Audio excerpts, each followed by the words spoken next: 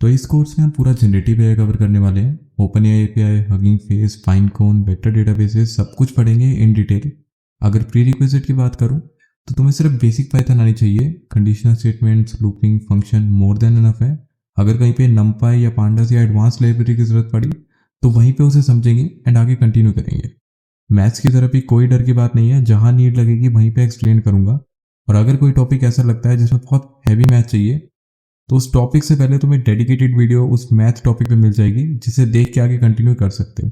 हर module के full fledge notes, one liner notes तुम्हें description में मिल जाएंगे, so do make sure to check them out. चलो बिना टाइम वेस्ट के स्टार्ट करते हैं। This first lecture will be theory. I know boring है बट जरूरी है। From next video we will straight jump to the practicals and start building real models using API. तो सबसे पहले समझते हैं व्हाट इज जनरेटिव एआई। देखो, जेन AI वो एआई होता है जिसको बहुत ही लार्ज अमाउंट ऑफ डेटा पे ट्रेन किया जाता है।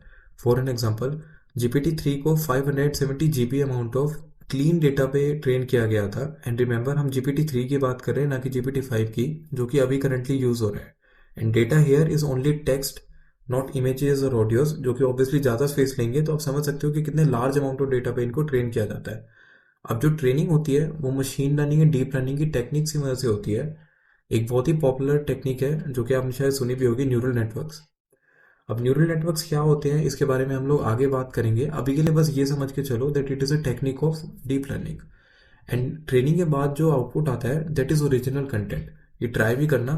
सुनो एआई एक म्यूजिक जनरेशन मॉडल है, उसकी मदद से म्यूजिक जनरेट करना एंड उसको यूट्यूब पे अपलोड करना।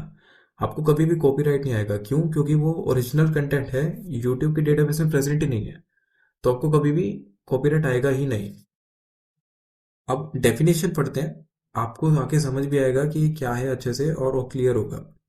Generative AI is a type of artificial intelligence that learns from large amount of data using machine learning. जैसा मैंने बताया कि बहुत ही लार्ज अमाउंट ऑफ डेटा लगता है जनरेटिव एआई को ट्रेन करने में। 570 GB of textual data GPT-3 को यूज हुआ था ट्रेन करने में। GPT-5 अभी करंटली यूज हो रहा है, तो आप सोच सकते हो कि कितना लार्ज अमाउंट ऑफ डेटा तो GPT-5 के लिए यूज हुआ होगा। Using machine learning and deep learning techniques, mainly neural networks. जैसे मैंने बताया कि एक न्यूरल नेटवर्क है, इसके बारे में क्या होता है, कैसे होता है, हम लोग आगे बात करेंगे।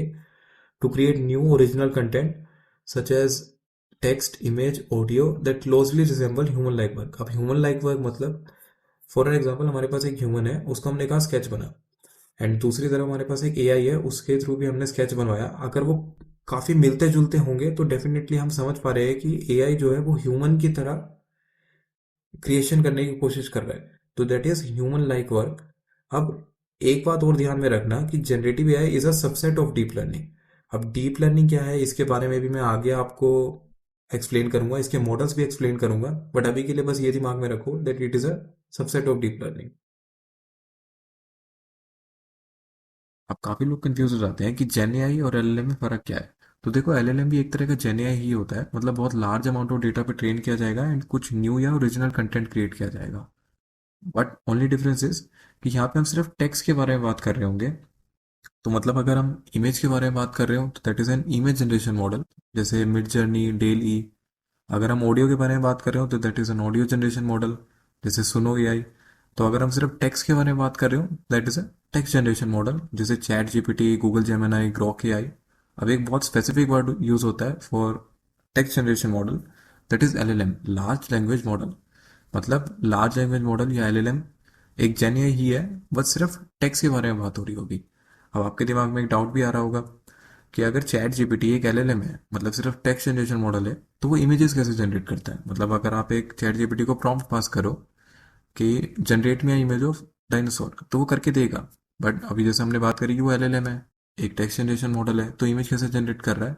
तो देखो, एक एलएलएम बैकएंड में बाकी सारे मॉडल से कनेक्टेड होता है। तो बस जो आप प्रॉम्प्ट उसे पास करते हो वो आगे पास ऑन कर देता है, और जो रिजल्ट आता है वो तुम्हें शो होता है। तो एलएलएम क्या है? एक जेन एआई है जो कि सिर्फ टेक्स्ट के बारे में बात करेगा और किसी के बारे में नहीं, आगे बस वो प्रॉम्प्ट पास ऑन करता है। तो ये तुम्हारा बेसिक इंट्रो था और what is a gen AI and LLM.